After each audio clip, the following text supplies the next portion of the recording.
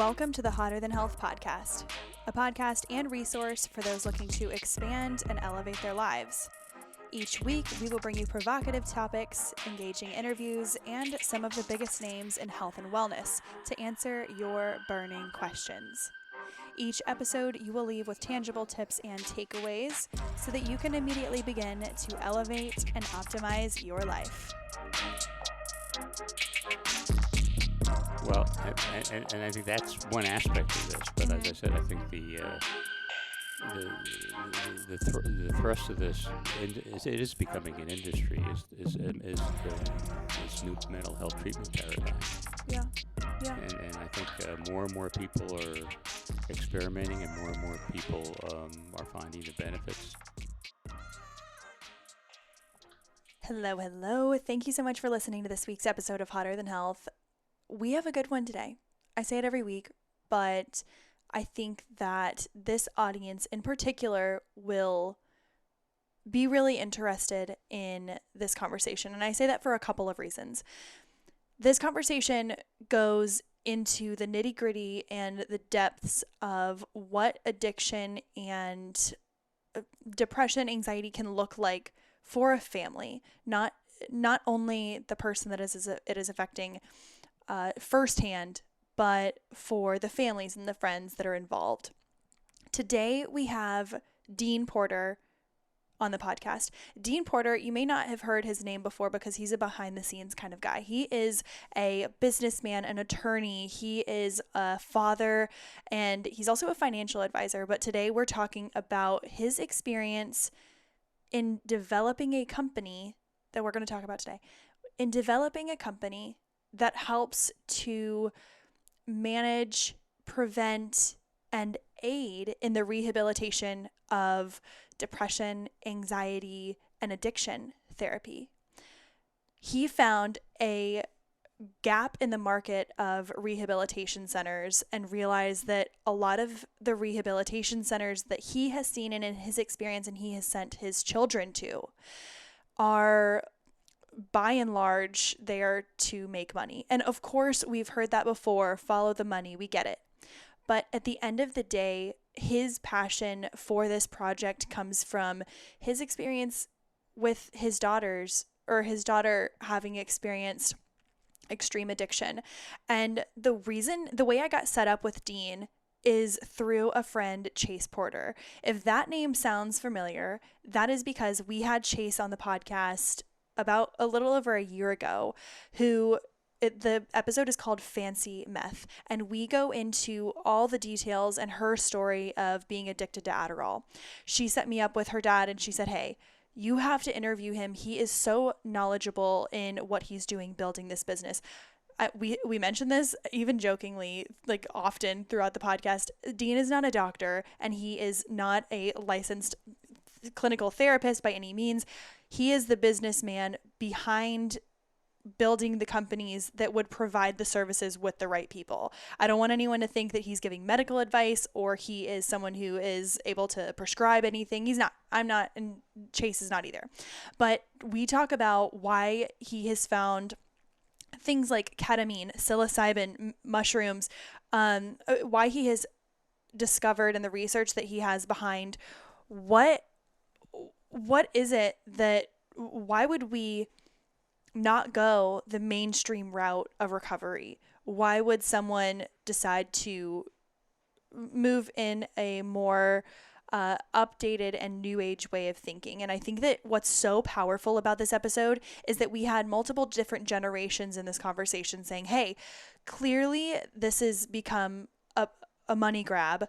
And of course there is the road to hell is paved with good intentions. And I say that with full awareness that I am not struggling with addiction, depression, or extreme anxiety, but I do know that people who build businesses want to make money and they want it to be successful. But the great thing is that Dean is building these companies to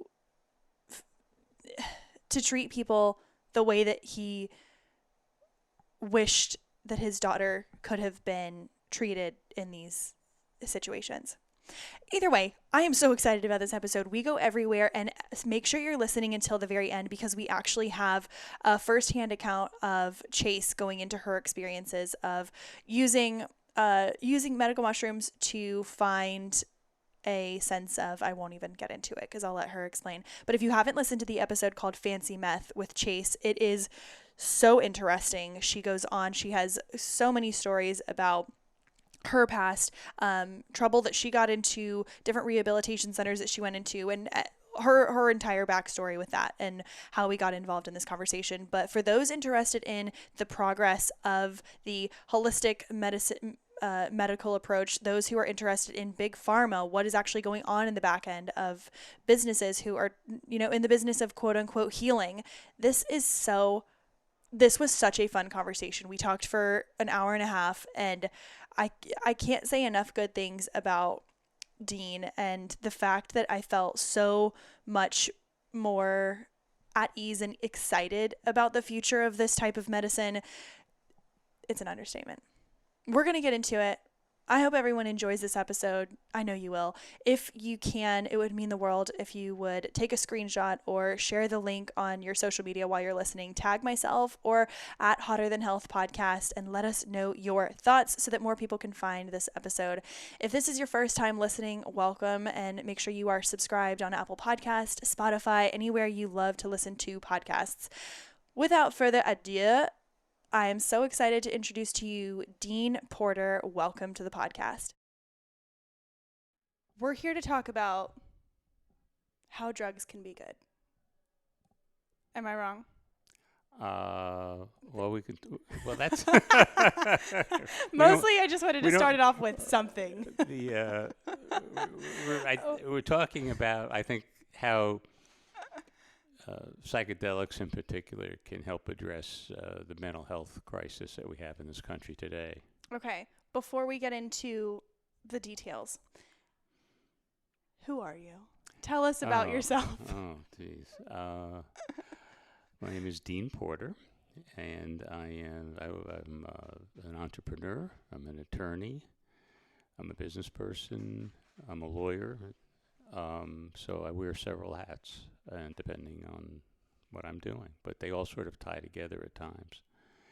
And I got into this area in particular a few years ago. I originally got involved in the CBD hemp space. Mm-hmm. In fact, I'm involved in that space about 5 years ago. Mm-hmm. And then when that world sort of changed, I got involved working on companies that are doing cannabis applications. Now, as you know, a lot of the country is legalizing medical cannabis and recreational cannabis, and so I've got involved in some of those projects. So what happened was I was talking to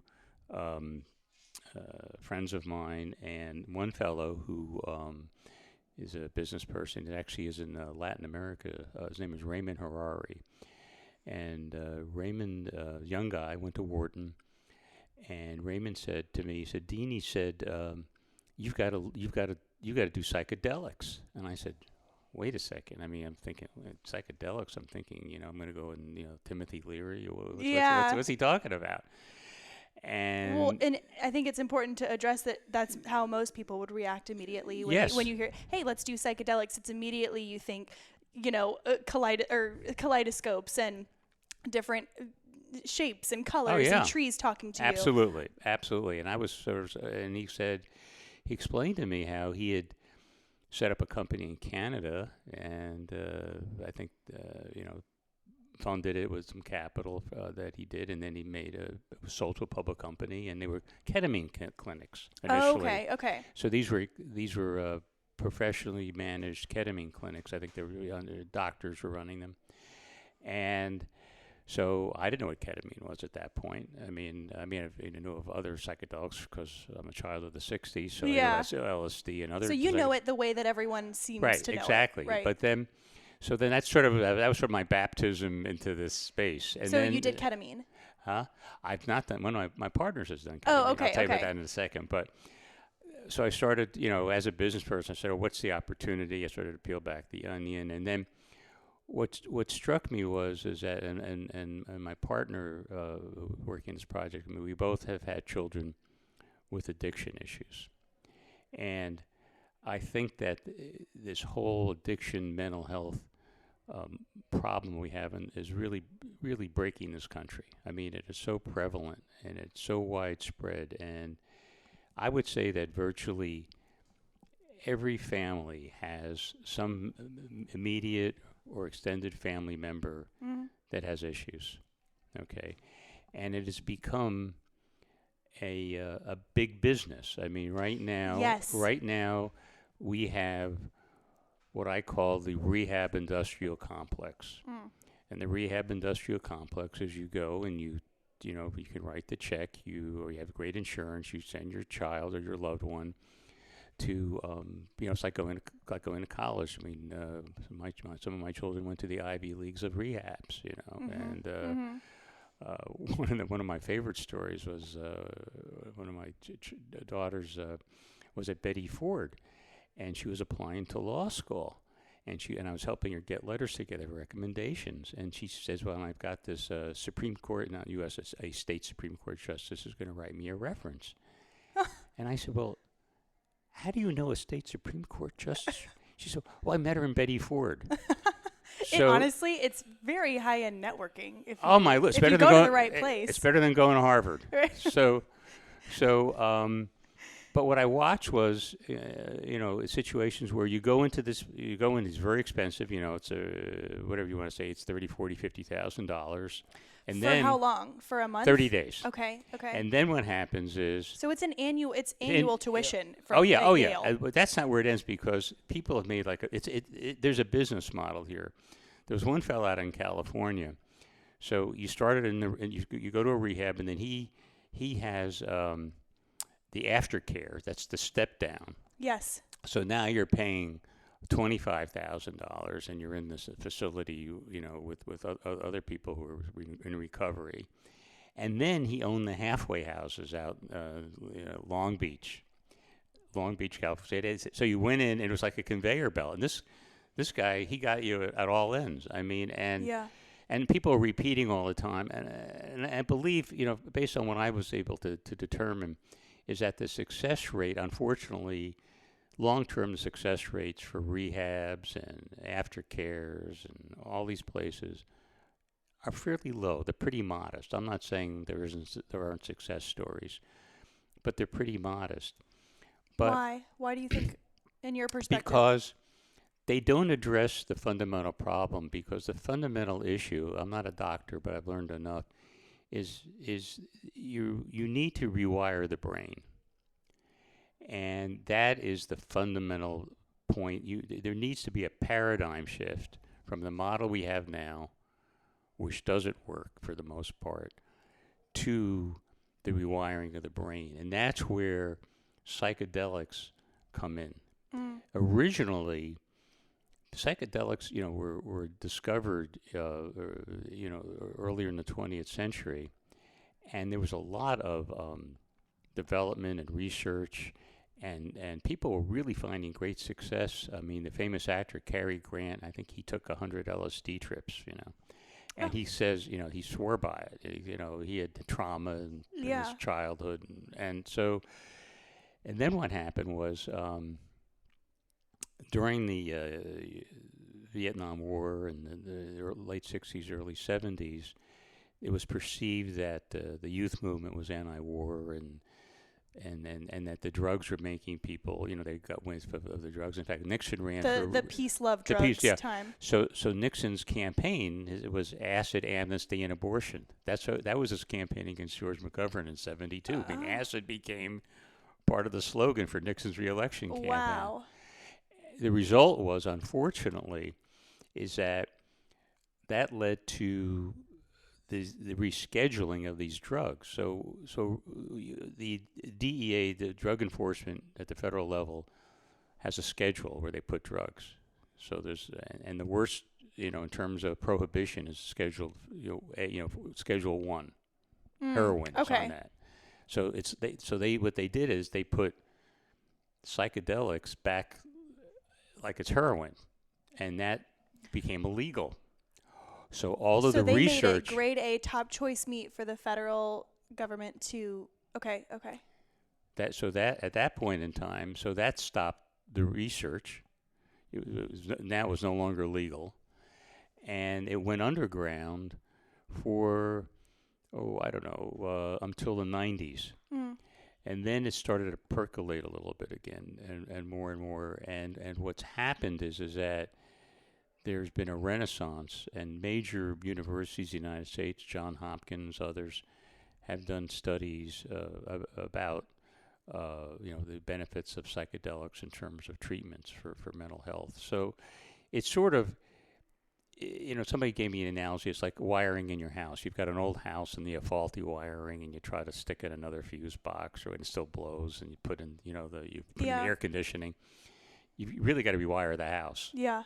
It's outdated. Yeah. It's exactly. outdated. Yeah. And I think that we should say that other forms of therapy and other forms of cognitive behavioral therapy and different types of therapy, it's not that these aren't working. It's that why wouldn't we evolve to incorporate more resources that could be working? It's not like saying every single person should stop what they're doing and adopt something else. It's saying, hey, let's explore these other options that are clearly giving results and yielding results.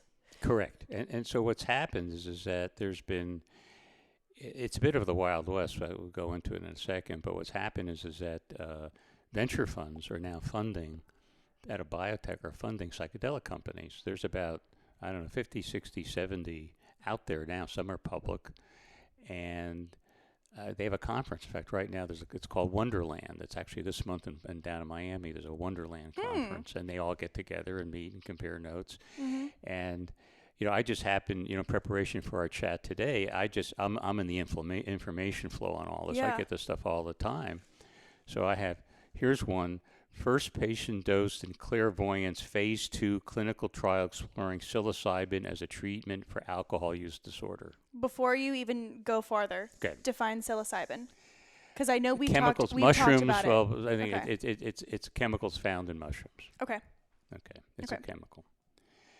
And here's another one, Awaken. Here's a science agreement with a company, feasible studies to improve for MDMA, ecstasy, for treatments. I mean, these are press news releases.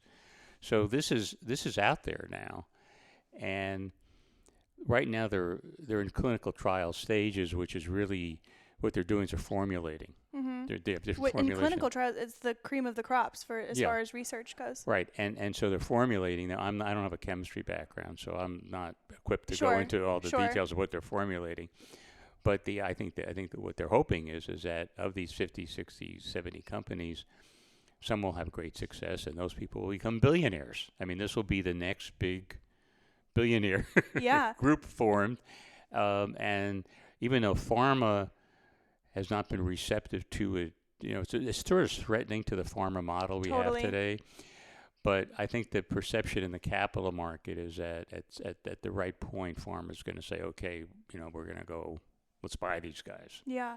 And so it sounds like it's going to have to be one of those situations where it's privatized at first. People are doing it one-off, and they have these practitioners who are open to trying it. And then it's going to end up being celebrities, and it'll be people with different resources who have the money to try these different resources that aren't government funded. So we're saying, okay, it's going to first be in-house, and it's going to first be a high-end treatment that is avant-garde and new and fresh. And then that's what happens before it becomes a household name. So we're still at the beginning of stages of that, right? We're at the beginning, and we're waiting. In order for this to really enter the mainstream at all, we have to get FDA approval. Mm-hmm. Okay, that's really the next step. And what I read and what I hear is that the FDA is seriously considering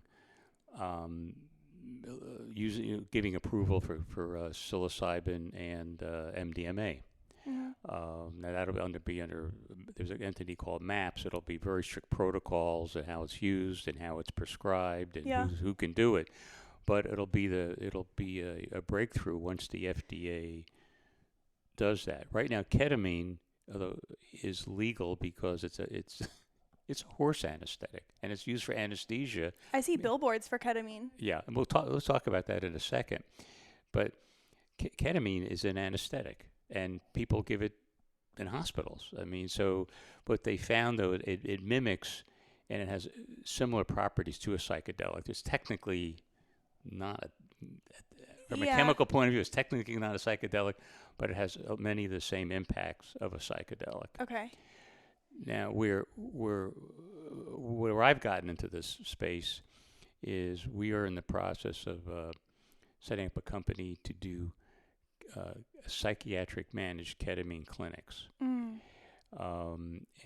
right now you can go and do drip clinics. If you go to different parts of the country, it depends. So we're here in the South, so you don't see as much of this. You see some of it. But if you go out west, if you go to Colorado, if you go to Oregon, California, New York, you'll see a lot more activity with ketamine right now, which is technically legal.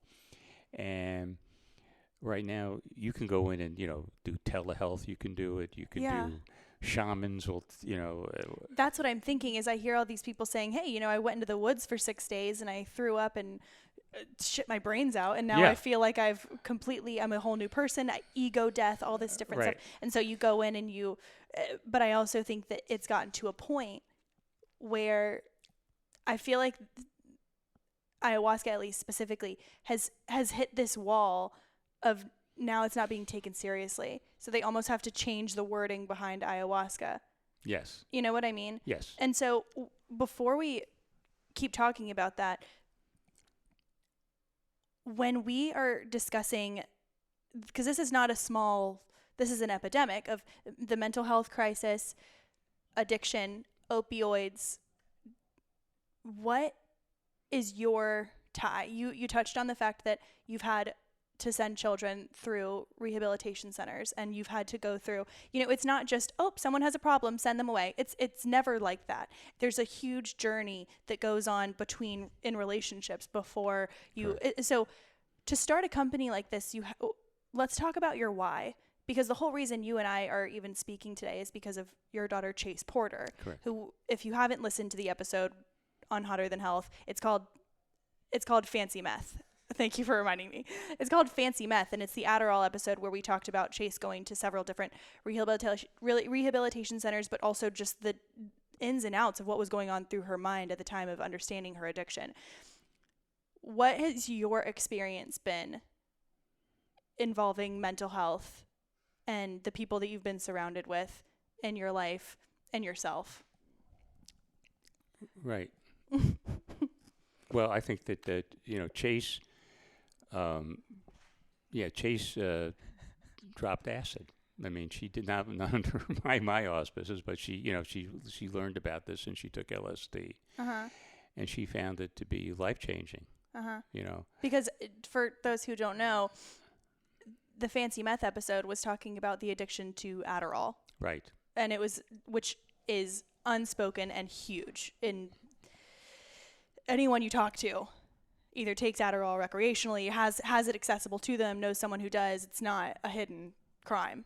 But so talk about the life-changing. How does one come into access with acid to the point where you know how much to take in order for it to be beneficial? Well, that's a good question. That's a good question, and that goes back to a little bit. I know I'm coming back to. But we'll come back to it. But one of the things what I'm focused on is the proper supervision and management of these psychedelics as they're being used. I think that the problem is that because it's sort of the Wild West, you have to be very careful if it's not managed, where you're getting the product. It's illegal in most places. Okay, so you have to be, so those people who want to do that, they have to make sure that they're not getting some poison of some sort. And then the other issue is who's managing it, who's on top of it, and our belief is that it needs to be a doctor, a psychiatric practitioner who's he or she is incorporating the array of psychedelics where they're available in the psychiatric practice. There is danger. I mean, you're on a trip and you can have a bad trip, and if you don't have the right environment and the right people around you, it could be bad. I mean, so there's a risk here, and that's why It's our belief that it has to be properly, managed and monitored. Otherwise, you could have problems. Yeah. And when you are talking about having this in a controlled environment, can you walk us through exactly, let's say I'm a patient. I say, Mr. Dean Porter, I want to come to Copus Mentis. Compass mentis. Okay. Compass Well, mentis. our Okay, well, that's it. But I'm not the doctor, but fair enough. But if I go to a doctor who has practiced this, what does that process look like? Well, I think first of all, is it intravenous? Is it? Yes. It's an infusion. Okay. And typically, what would happen is you would find a doctor who would prescribe and use psychedelics where legal in their practice. Okay? In their practice, they're not saying, "Here's a baggie, go home, have some fun." Okay. Correct. No, it's in their practice. It's all part of psychotherapy, and that's how it should be used. It should be, and otherwise, I think that you're going to have some bad experiences, and then people pick up the papers and say, "Oh my Lord, what's going on?" People are jumping off buildings, and they're on these crazy kids again, or not, whomever, and it'll get a bad name, and then it'll be shut down again. So we don't want to see it shut down. We want to see it, professionally managed. So when I think about a rehabilitation center, there's addiction that has run through my family. I've had friends and friends of friends who have struggled. I personally have not struggled with it, and it wasn't in my nuclear family, but aunts, uncles. When I saw that, it was always swept under the rug, and they went to therapy, but they never talked about it. And now it's becoming more common to hear about talking about your inner child. What happened during your childhood? Where is this stemming from? What's the root cause? Now, in psychedelic therapy, is that being coupled with those types of questions, that kind of therapy? So if I'm in this let's say I'm in an acid trip under the supervision of a medical practitioner, medical doctor, is there also a therapist there saying, okay, tell me about a time in your childhood where you were traumatized, or what does that look like in conjunction with traditional Well, they would therapy? be in the room with the person taking it, and they would talk to them. I mean, it would be incorporated. In other words, they've already had therapy, so before they would administer it, and as I said, you've got to do it where it is technically legal and whatever you're using. As I said, so ketamine, it's part of a process. It's not part the of the only process. Like, as I said, like ketamine is legal all across the country, and then other psychedelics, depending on where you live, they're being decriminalized, just like cannabis has been decriminalized. But it's part of the process. They've already had therapy. It's not like they walk in and they say, okay, give me a hit. Got it. And here's the doctor saying, okay, just here's my Visa card. Or here's my give me your Visa card. Tell us when to say stop. Yeah. Right. No, I mean it's part of it's a tool for the doctor. Okay, it's a tool for the doctor. I like the way you're putting that. And I think it's fair to say that we don't need to think about it. It's hard not to think about, because we talked about this before we started recording.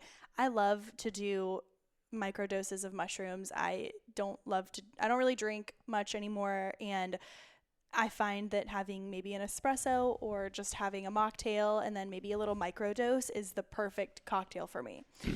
But when I tell people that, they are like, they'll wave their hands in front of my face. They're like, "Oh my gosh, are you tripping right now?" But I've actually never tripped. I've never hallucinated. I've never had any experiences where the walls are talking to me and then my lower lip is coming over my head. Never had an issue, not an issue, but I've never tripped. Right. And when you're talking to someone who maybe thinks that that's exactly what acid is, that's what mushrooms are, what is that conversation like when you personally tell them about your experiences with mushrooms or with an LSD or anything? Well, I think that when I've spoken to people about their experiences, first of all, I know people who have told me, I know people who are, professional people, people that you would never expect to have, done this. They've said it's been life-changing for them. I've never heard. I used to work in sales at at a really fast-paced company, Right. and it was cold call sales, and it was like 100 calls a day. You had to go. You had to meet your quota, and there were people doing bumps of cocaine in the bathroom. Right. So it's one of those things nobody's ever said, cocaine changed my life for the Right. better. No. I've never heard anyone say that. I've never. No. It's literally either Heavens you no. do it because it feels like Adderall, you do it to stay awake, you do it to get that next fix, but Well, now that's people get chill. I mean, I've spoken. What I've witnessed in my journey here is I've spoken to people who are younger, like you, in your age demographic, and here we are in South Carolina, which I don't think is a wild state, a wild hippie place, what have you. But I've met people, a lot of people who have confessed to me or told me that they microdose, and I was like, wow. I mean, and then they go to parties and people are microdosing. I'm like, really? I was sort of astounded. So I think that there's more acceptance and knowledge of psychedelics or the effects of psychedelics. It's almost that you have to see it happening in the real world in front of you for you to understand it. Yeah, it's getting more. There's more of a buzz to it. Yeah. It's getting more accepted. As I said, I tell people when I'm discussing what we're doing at our company, I said, you should, to get more familiar with this, Netflix, I think basically everybody has Netflix pretty much, has done documentary. There's a book written, sort of the Bible, and that was when Mr. Raymond, when he introduced me to this, said, you got to read Michael Pollan's book, How to Change Your Mind. Mm-hmm. And I got the book and I read it and I said, wow. And that was really like the Bible for people getting into the space. Netflix has made a documentary about this, and you can watch it on documentary, How to Change Your Mind, Netflix. And I would encourage I'll put it in the show notes too. Anybody who has more interest in this space should watch How to Change Your Mind. It'll be more granular. We're 30,000 feet a bit, but it'll be a more granular discussion. And they have episodes of they break it out, like they have an episode on psilocybin, an episode on MDMA, and but they make it a holistic approach. It's about it's got nutrition involved. It's got the whole wellness approach to it, which is, I think, this audience that we're talking to right now, the Hotter Than Health listeners, they're open-minded. There are also people who want to take their health to the next level. I think that these are people who have been on some type of transformative journey, and they're at least interested and open. I don't think that anyone listening to this is going to say, oh, fuck you guys for thinking this. This is, futuristic, unproductive ways of thinking. It's just stick with what you know. I don't foresee people listening to that, and if they are, then they're likely going to turn it off right now. That's fine. Bye-bye. Please unsubscribe.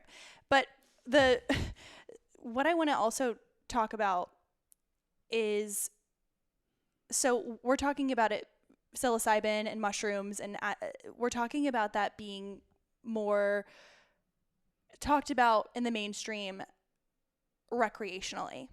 But yes, but I think that going back to the mental health issue, where this is where people are using this for depression, addiction, anxiety, PTSD.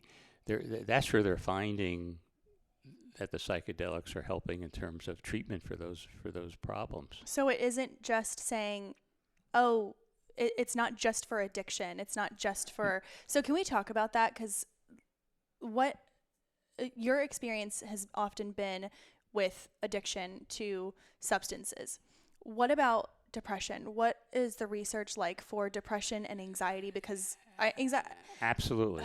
Yeah. Absolutely. I had a colleague of mine recently, and he's an older gentleman, more my age, and he has anxiety issues. And also, men don't talk about anxiety as much as women do. It's really it comes out differently. It comes out as frustration or avoidance, and anxiety is rampant. And he had done he did ketamine under doctor's care. He did ketamine, and he swore by the effects. That's how he feels better. He feels like his anxiety has been diminished. And I know you're not a doctor, and I know we're not giving medical advice. We don't have to give that disclaimer. Please just. But what is happening in the brain on a high level? Airplane level, the different neuropathways are The being created, receptors. So can you talk at all about what's going on there? Well, I'm not a doctor, so I wish I Well, could. okay, so but what is your understanding of it? Well, What is your there'd be understanding wires. of I it? mean, the neurons and how everything connects and communicates, and so that it impacts. It's the chemistry. I mean, Yeah. basically, you're dealing with chemistry. You change the chemistry in your brain Yeah. to new neural pathways fire and new Right. connections are firing. Yes. So here's how I picture it. And I say this, I have this analogy a lot, especially when we're having, whenever there's fear, whenever there is people staying very comfortable with the norm, what they know.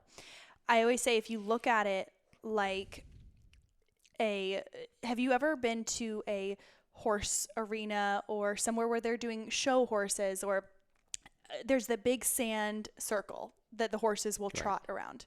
And in the beginning, the sand is clean and it's clear. There's not one hoof print. There's nothing. It's clear. And so the horse starts to run around the arena and it's trotting around. The horse knows that it's staying in this one path. It's like, don't veer off this path. Don't veer off this path, because this is what I know. This is what is right, because it's the only thing it knows. But if you think about it, he could get across the arena a whole lot faster if he just cut through the middle. Right. So I think that when you introduce a substance such as this in a controlled and positive setting with the intention of understanding, hey, this is something I'm struggling with, I'm using this as a tool, not just blindly going into it, then you can understand that it's not a huge risk that you're taking by cutting across. It's just something that's different. So I think that by changing the language and saying, instead of, like you mentioned earlier, someone confessed to you that they had been microdosing. Instead of saying those words, it's experimenting with, or it's trying something new, or, not just this last ditch effort that I think people might go straight into. So that's how I picture it in my brain, is just these new pathways. Yes. It's not right. It's not wrong. It's just different. So, and I think that because of obviously some people microdose. They like the feeling of doing the microdose. Yeah. But in terms of, where we're focused on is, helping people deal with these mental health issues. And that's why I think that, as I said, there's 60, 70 companies out there now who are doing clinical trials with different modalities. And, I think there's going to be eventually there are going to be some great drugs, therapeutics that are going to come out of this. So you're a businessman. You have a business mind, an entrepreneurial mind, which is why I'm going to ask a question that is not about that. Okay. You're like, oh God, okay, I gotta go. See ya. Like, I think this room is already booked again. Okay. When people are listening to this podcast, it isn't often that they're going to say, oh, I have this problem. I don't think that when people are dealing with addiction or depression or anxiety in that level, it may not be that they're ready to accept that that is an issue for them at that time. People listening to this podcast may say, this is something I see my loved one struggling with. This is something that I see my sister, my brother, my boyfriend, my whatever it is. And they might want to come back and say, look, the problems that you're having are affecting the relationship that we have. Or, I want to help you, but you have to help yourself first. When you were experiencing the trauma and the day-to-day living of being around people with addiction, what was that like for you? Because I want you to paint the picture of what was going on, because you're the kind of person who's going to come to the people who are having problems. It's awful. I mean, for the family members, it's emotionally and financially devastating. I mean, and it's I was saying to somebody, it's almost like having a quasi special needs child. If you had a special needs child and they're young, and you say, okay, you deal, families deal with it, make arrangements, and they know how to live their lives forward. A lot of times you don't see these problems until these are people who are in young adulthood. They and manifest slowly over slowly time. over. So now they're not babies. They're 18, 20, 25, 30, 35 years old, and all of a sudden now they are going through all this pain, this trauma, this dysfunction, and it's tough. It's And very seeing tough. your child go through that, Oh, I can't imagine. oh, it's awful. Yeah, It's awful. I know. And hearing the stories that Chase told us on the podcast Right. that she was on, it sounds like her family was nothing more than supportive. So We did the best. that's only all do- you can do is you That's all can you only can do do. your best. You can only do your best, but then there's a point where you have to detach as well. Otherwise, you get devoured as well by the disease. It is a disease, so there's a point where you have to sort of protect yourself as well. But What did that look like for you when you had to take steps to put boundaries it's up? hard because then if you go to any therapist, and we've been to therapy for this. And they tell you, you've got to detach, and they've got to, they may fall on their feet and what have you. And it's very difficult to watch your child, in a world where if you go out today with opiates or Adderall, and you have fentanyl out there. I mean, look at all the young people are dying from overdoses because of fentanyl. It's like, on the street. I was listening to a Joe Rogan episode the other day, and that someone shared with me, and they said that from age 19 to 40, the number one killer in the U.S. right now is fentanyl. And I know that's a very specific 19 to 40 age. And also, don't quote me on this. This is hearsay. This is just from what I heard. But the fact that that's even an option right now. And the fact of the matter is that people are dying when they weren't trying to harm themselves. They didn't even know they had no idea. And they didn't know. They didn't know. So that's why, I'm excited about these new developments, in psychedelics, because hopefully people will be helped, and once again, my concern is that they get professional help while they're doing it, and they just don't go out and willy-nilly experiment, because that could be dangerous. Yeah. And what are any specific companies that are doing this actively? If people were to want to reach out or do more research? I mean, if they want to do it, so I'll give you we're a startup company. We're first, getting into business, and what we're going to be doing is opening up psychiatric initially ketamine clinics, and hopefully once MDMA, psilocybin, and other psychedelics are legal, FDA approved. Then once we're legal, and then we'll incorporate those into the protocols. Right now, there are companies out there. There's some public companies out there right now. You can look them up. And they do. Some do telehealth. Some do trips. You go places. And. What do you mean trips? You go places like you actually are tripping? Yeah, well, you go there and they give you the give you the psychedelic. Okay. So I think they're out west somewhere. I think have you? I know it's hard to say. What has your personal experience been? Have you, gone off the walls with these kinds of things? Have you experimented with? I have not. No, I have not. Okay. Done that. Okay. But I've been around, people that have, and they've had good experience.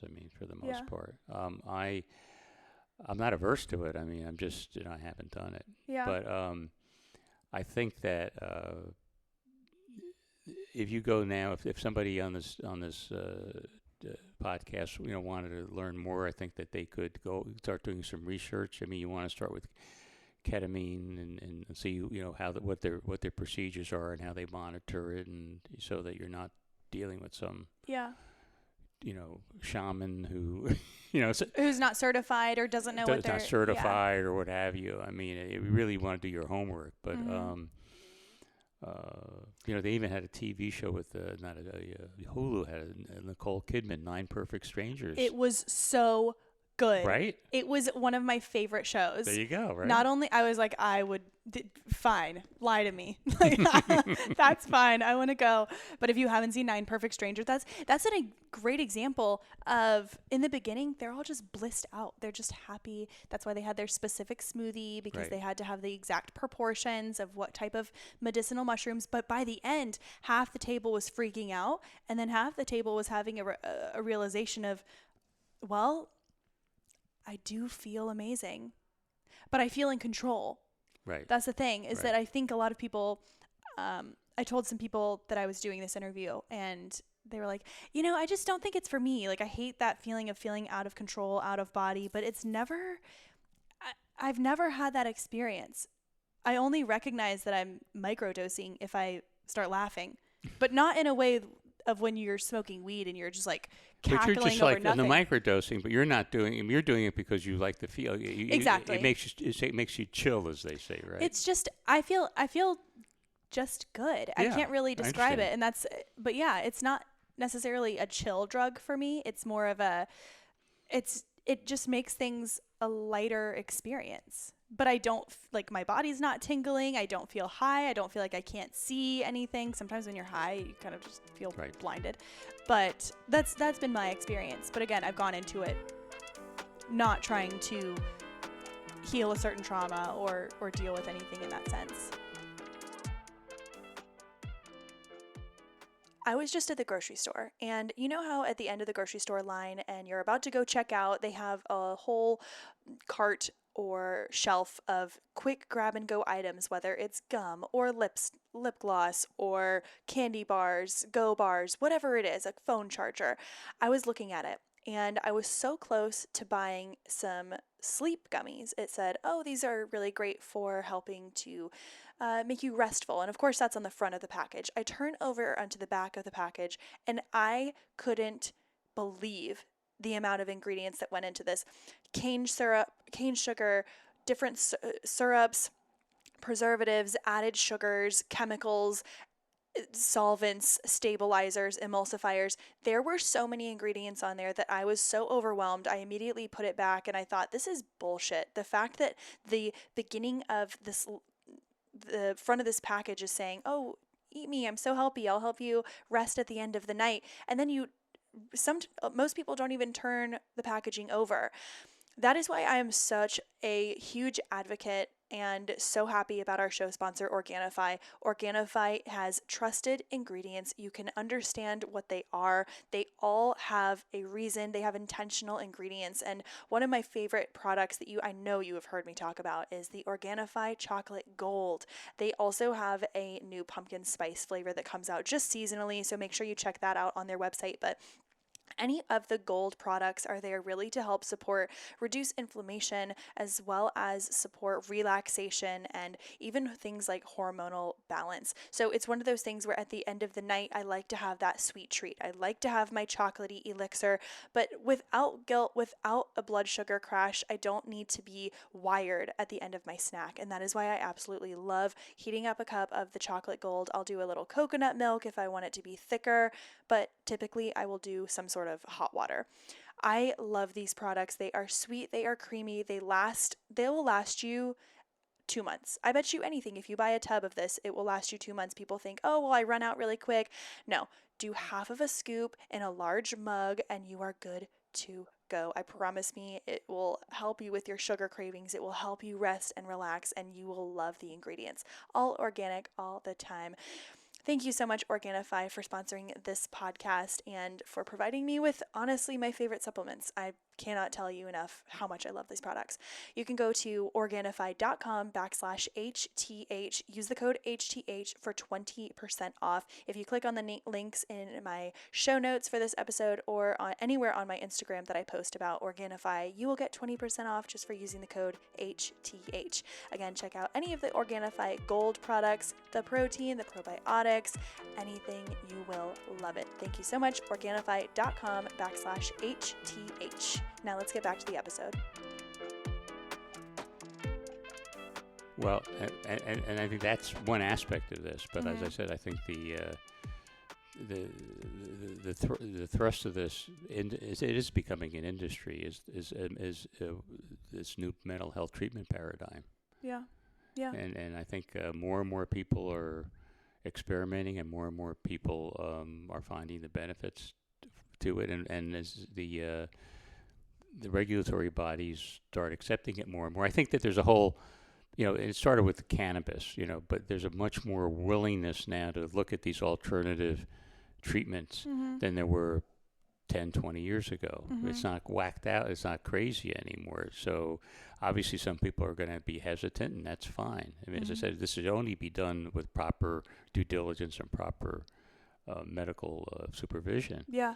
But I think that in the not too distant future, as I said, I'm expecting, once again, I don't have an inside track, but I'm expecting the FDA to, not too long, give its imprimatur for ecstasy and MDMA and psilocybin, and that'll be a game changer. The fact that, there are different drugs out there that I talked to a friend the other day who's one of her close relatives is addicted to heroin, but she was addicted to heroin, and now she takes, I don't remember the name of the drug, but what is it? Suboxone. Yeah, the synthetic form of heroin or not morphine, I'm sorry, methadone. Something along those lines, methadone or one of these, and I'm not probably misspeaking here, but she has to take it. She has to go to a space every week and get the exact amount, because it's the exact amount that she needs to not have extreme withdrawals.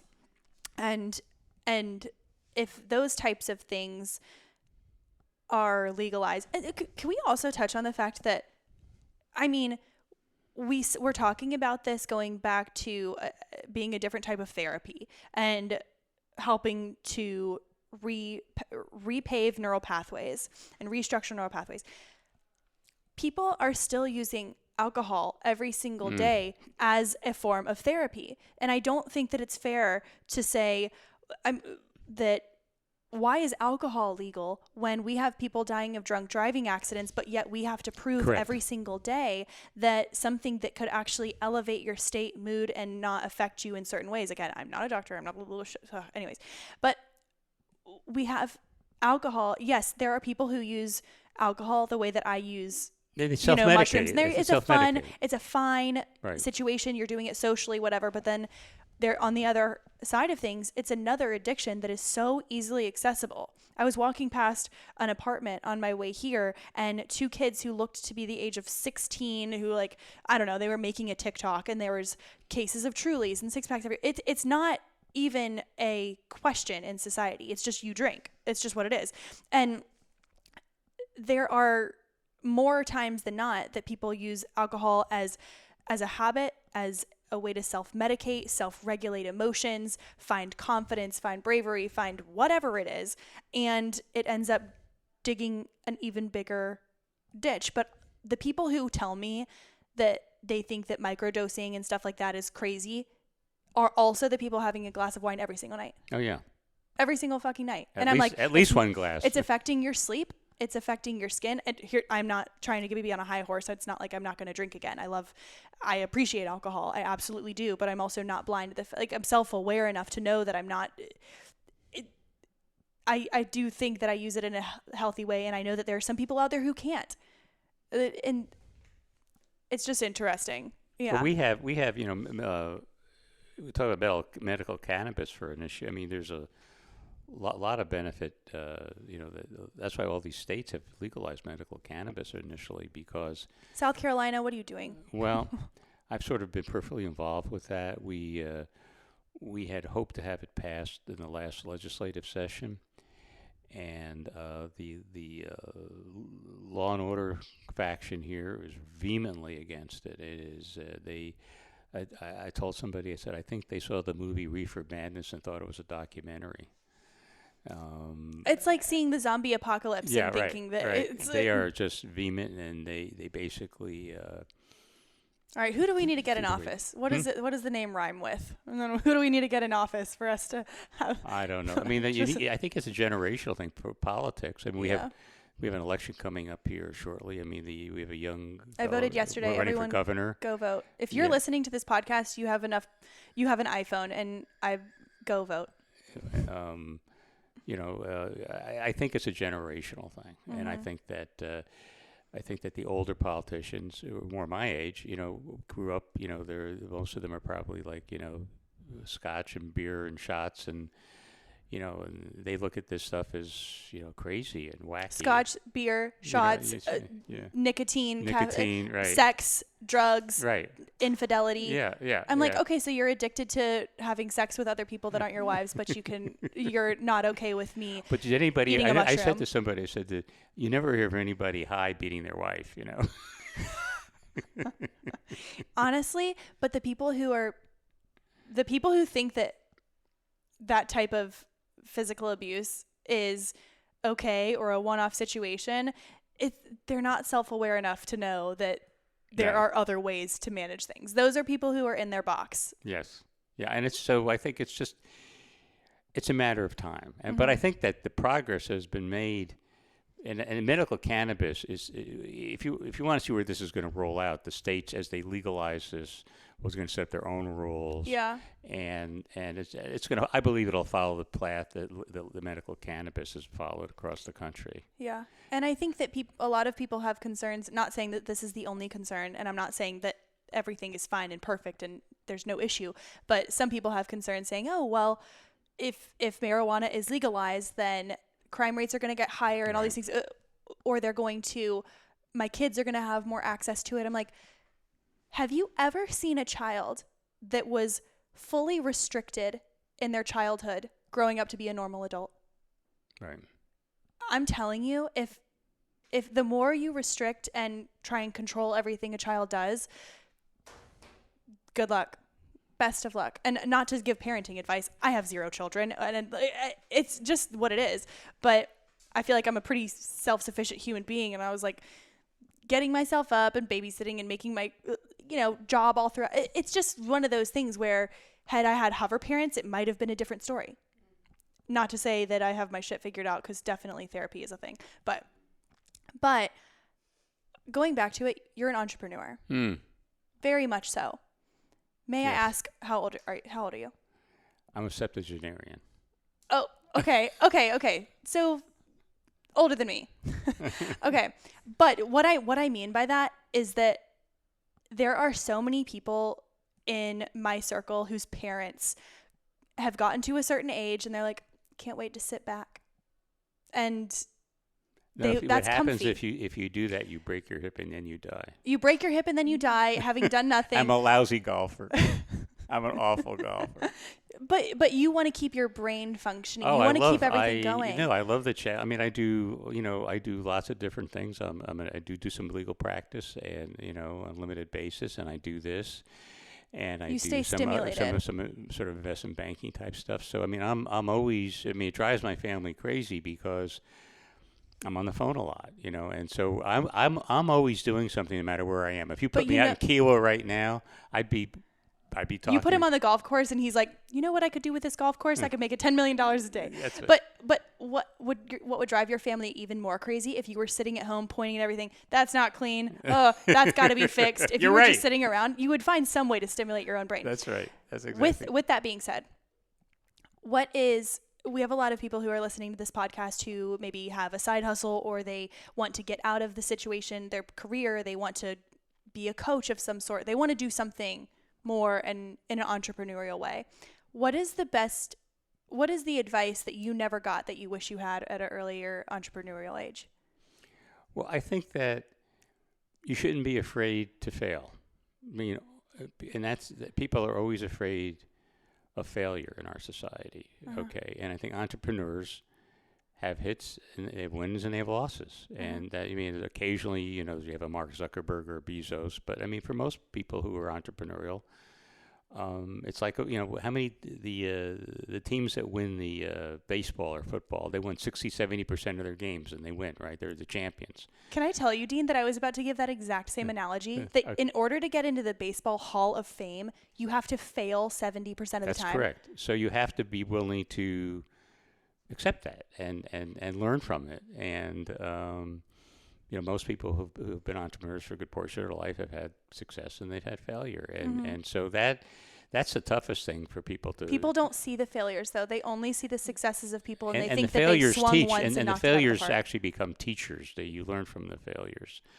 But that's the thing. I think the fear of failing, and there's some people just aren't cut out for it. I mean, there are people out there that just, they need to go to an office. They used to go to the office, right? They need to go to a structured employer who says, "Here's your job, here's your pay," and you're basically, that's what you do, and they're happy with that. Entrepreneurs would not be who they are or have the success that they have if they didn't have people who worked well with tasks and who were better at doing that.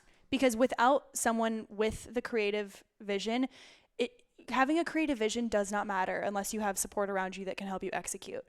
And that's, I think, people don't understand that the COO and the CEO run the companies. The founders usually come up with the ideas. Correct. And they're like, here you go ahead. That is correct. Absolutely. And so please don't be an entrepreneur. Please don't, actually. And we live in a society today. I got out of business school. I got out of business school a long time ago, and it was everybody would go and they would work for, go work. I worked, I had an MBA, and you go work on Wall Street, or you go work for international paper, or some big corporation, and that was what people did. Mm-hmm. Well, that world, and then you spend a good portion of your life with one employer. You work for 45 years, and then you retire, and then you die. or even back then, maybe by the time I got into the workforce, maybe it was 2 employers. That's not the case anymore. Everybody basically has to learn that they are their own employer in a sense. They have to assume that when they do a job or whatever, that's not a lifetime career, and they have to build their network, build their social skills, build their expertise, and figure out what their next opportunity is, because that company could be bought. I mean, right now, Twitter's firing half the people at Twitter, right? Mm-hmm. Musk comes in, he's firing half the people. I'm sure they didn't expect to be fired, those people, this weekend, right? I bet hopefully they expected the unexpected. Hopefully. Yeah. But with all that being said, if that's your one piece of advice, what are your top 3 priorities in life right now? Oh, boy. That's a heavy question. I thought about that, Eliza. Take your time. I'll wait. Well, I need to relax more. So, I'm working on my tennis right now a little bit, and I need to get back and do a little more recreational fun sports. So mental health. Mental health. That's a form of mental health. Helping my children get on in life, and they've had issues, and I want to be able to know when I leave this earth that they are self-sufficient and in a good place, right? Mm-hmm. And I want to keep working on my projects, as I am now. I love it. I think that's, what Chase recommended that I interview. She's like, he's a really cool teacher, and I can tell you for a fact that every single day of the week, I get either an email or something saying, you got to have this person on, you got to have this person on. And not to say that they're not all amazing, but you don't have time for everyone. Right. And also, you kind of have to have that gut feeling. And I just remember the conversation I had with Chase. I was like, the shit was good. It's like very open. Just open. That's all anyone wants. And that's why it's been such a successful episode even now. And I'm just so happy that you had. Well, thank you, Leslie. Taken the time. I've enjoyed this, and if any, I'm going to give them your email, Chase. If anybody has any other questions or interested in the business of psychedelics, whatever, or just business in general, I feel like you ask the questions. Well, anyway, it's chaseporter1989@gmail. We'll put that in the show notes too. Chase, pardon? Facer Chaser on Instagram. Facer Chaser on Instagram, or chaseporter1989@gmail. Dean, what's your TikTok? And we'll throw in a blender. What? I'm sorry. We'll throw in a blender. What the heck? What? Chase, is there anything that I missed that you wanted to cover that you think is important for us to know? And by the way, Chase has been here this whole time, and she has facilitated the entire interview. And I would like to hire you if I could afford you. But what questions? One thing I have to add, I'm sorry. I just read coming, just as we met here, they are voting on in Colorado now to have doctors supervise prescribing psychedelics for treatment in Colorado. There's a referendum on the Colorado ballot on Tuesday coming up. We have listeners in Colorado. I think it's number 122, referendum 122, I believe it is, will legalize doctors and other certified people prescribe using psychedelics for treatments. Oh, cool. So it's on the happening. ballot. That's cool. On the ballot. That's Sorry, cool. I wanted to add that. I love that. I would like to add something. Okay, what would you like to add? But it's more about it's like just a 2 minute. It would just be like what it did. 2 minutes, like what it did to me. I don't know if we have time for that. Yeah, can we switch headsets? And I won't even pause this. I just want you to, because I think that it's important to hear. I'm sweating so, like, hello? No, Don't even worry about it. Oh, well, thank you. Okay, are we good? So we're still recording. Okay. But introduce have to put yourself. this in, People, you can sit. You can hang. I Oh, like no, you can sit. squatting. Yeah. Dave, Just don't real leave. quick. Just real quick. Just Dave, leave this in. Leave this in. Okay, so,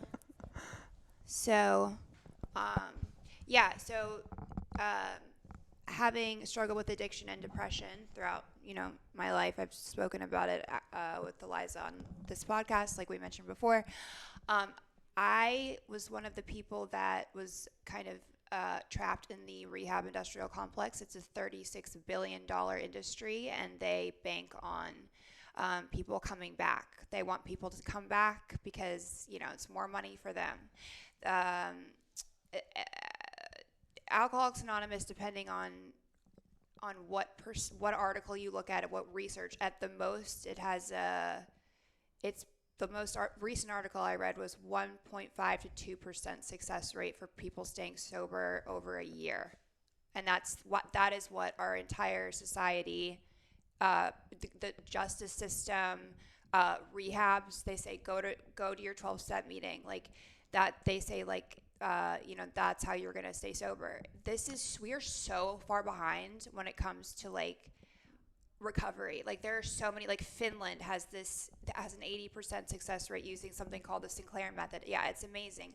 I was so hesitant to even try psychedelics. For some reason, I was totally fine with prescription medications, and I thought that psychedelics or acid was going to be very terrifying. And my experience, this is why I wanted to say something, is because it was by far the most profound experience of my entire life. And I say that the thing that these drugs do is that they rewire your brain. So there's synapses that aren't connected, and they have to tripping acid kind of connects the neurons or the neural pathways that haven't been connected and really can't be connected any other way. Like DBT is great, therapy is great, and yes, we can, but what it does is it makes you see, it expands your consciousness. And I say, I felt like I, for 30 years, was a houseplant sitting in the corner of a living room somewhere. And I've been watered with great education, great parents, great knowledge, and I feel like overnight, I grew into this huge plant, and my whole, and it was, I would give, if I could have, I remember crying while I was tripping and saying to the person I was tripping with, I said, I cannot believe nobody did this for me sooner. What were some of the thoughts that you were having when you were tripping? I had a couple. One of the main things was. Or did you go into it with the intention of this type of experience? I had no idea. Oh, okay. I had no idea what I was getting into. I knew that my father was a huge proponent, so I knew that. But it was kind of offered to me at a what? You can, if you can, you don't have to hold them if you don't want, but if you feel more comfortable holding them, that's totally fine. I had interest because of this, because of, and it's becoming more popularized now. And there are treatment centers where you literally just go and you trip there. That's what they do. And I was scared though, because, I don't know what which is funny, but like there's no, it is good to have it done, you know, in a clinic with a doctor. I obviously 100% recommend that. I did not do it that way. I don't think I would trip again without doing it in a clinical setting. Yeah. Just because there are risks with drugs on the street today with fentanyl and things like that. And we don't want to, you know, so you can say go. But you had your own experience. Yeah. Yeah, I had my own experience. But the thing that really opened, the one thing I recall having like that was so profound, I remember thinking that I had used, that I hadn't been using my mind for so many years. I had been, because, you know, I worked in beauty a lot and I like fashion and like I've had, you know, the wealthy boyfriends and the old. Right? Oh yeah. Yeah. Listen to that episode. Fancy math, guys. Yeah, sorry. So anyway, I've sat in salons, you know, getting my hair extensions, eyelash extensions, nails done, all that stuff. But then like I realized that I was not, like, I have a great brain, and I realized that like I had spent all of this time, and women waste all of this time spending, you know, like hours, like just, you know, thinking about what the male gaze is, and like, you know, thinking about that their perception worth is based on their appearance, and like hell no, like that's not the case. And I've wasted so much time and energy like trying to appeal to the male gaze, because that's what I thought my worth was, when it was so, and it was a very profound, for me, a very, very, very profound realization, just because, you know, focusing on, think about it, because the Adderall, weight, you know, beauty, like it's all the same. It doesn't matter. It doesn't matter. Like we could die tomorrow. Another thing, like we could die tomorrow. Like I swear to you, like I would take that one night and I would give away all the other days prior and all the days after just for that 5 hours of a trip. Like I would give all, because it was so mind-opening. It was like, and that's what Compass meant. And that's the benefit of doing it in the right way. Yes, exactly. And I was in one of my best friend's apartments, and it was gorgeous, and we got to lay out under the stars, and it was like, you know, really magical and fun. Yeah.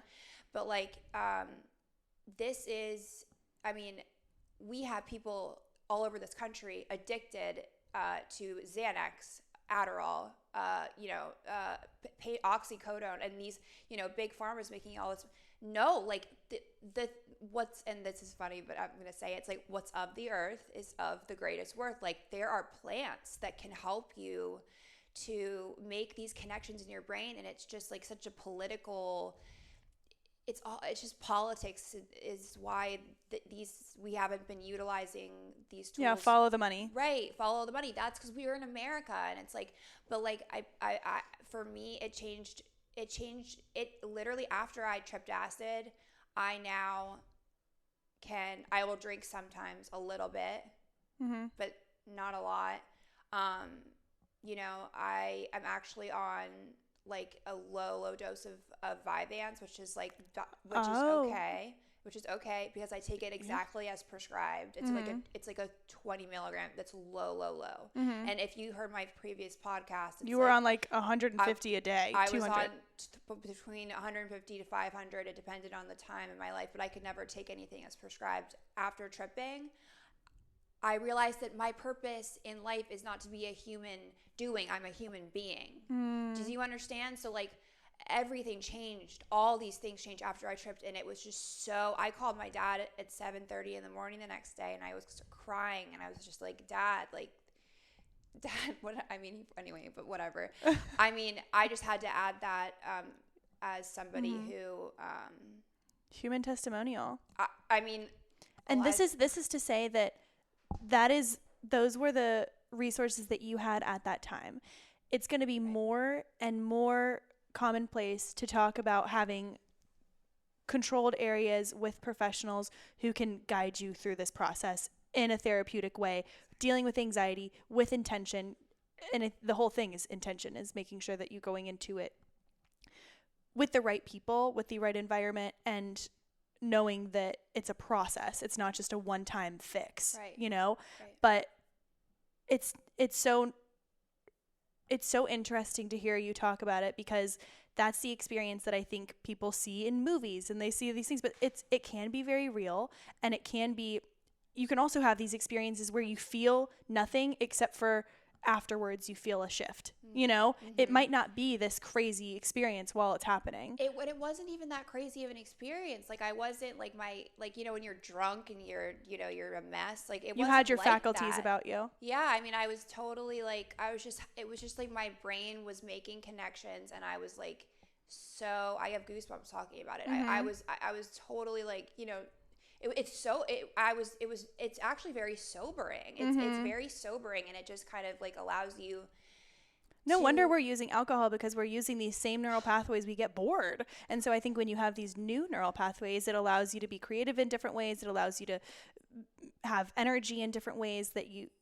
It's everything. I mean, like it just, and I mean, I don't know. It's just so important for people to be open-minded. And the thing is, you don't have to be open-minded and say, okay, well, it's Friday at 12:45. I'm going to go trip acid. It's being open to having this as a new form of therapy. Exactly. It's not a matter of, the conversation isn't saying, are psychedelics good or bad? It's, can they be used in a way that can have benefits in therapy? Yes, exactly. And cool. They can, and the world is coming to realize that, and that's what my dad is working on, and I just love him so much for doing it. Well, we're going to have the information in the show notes. And where can people find you? What's the best email and Instagram for people to message you if they have questions? If you have, sorry to interrupt. No. If you have questions, or you want to speak with my father, I am his makeshift assistant.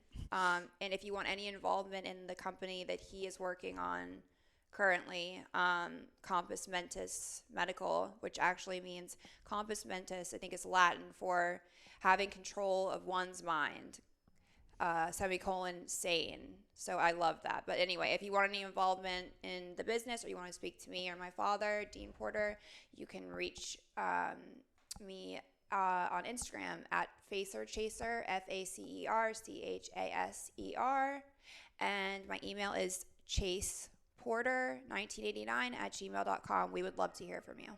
Amazing. Thank you guys both so much for everything. This was so fun. Thank you, Eliza. Thank you so much for listening to this week's episode of Hotter Than Health. I know that was so much amazing information, testimonial, feelings, emotion, but also fact. And that's what I love about this podcast, is that we can have stories and we can have facts. You can learn and you can be entertained. It is all good things. Thank you again, Dean Porter and Chase, for coming on the podcast. If you want more information, please click on the show notes and you'll get those there. And also, if you haven't already done so, the freest, easiest, simplest, quickest way to support the podcast is by heading to Apple Podcast, clicking follow, scrolling down, and giving us 5 stars. If you gave us 5 stars, but then you have an extra 10 seconds, leave us a review. Let us know your favorite part of this episode, or just what you like about Hotter Than Health in general. I would appreciate it. It is it is seen, it is felt, it is really appreciated. Make sure you're subscribed. Share this episode with a friend who's into psilocybin, who's into modernization of the medical industry, and who's just wants to hear a good episode. Thank you so much for listening. We will be back with another bomb-ass episode next Thursday.